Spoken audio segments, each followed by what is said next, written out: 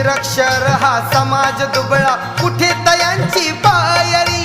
रमाबाईचे नशीब मोठे, झाली भीमाची नवरी. हसत मुखाने सदा ओढली, हसत मुखाने सदा ओढली गाडी ही संसाराची. रमाई झाली स्फूर्ती ज्योती भीमराव आंबेडकरांची. रमाई झाली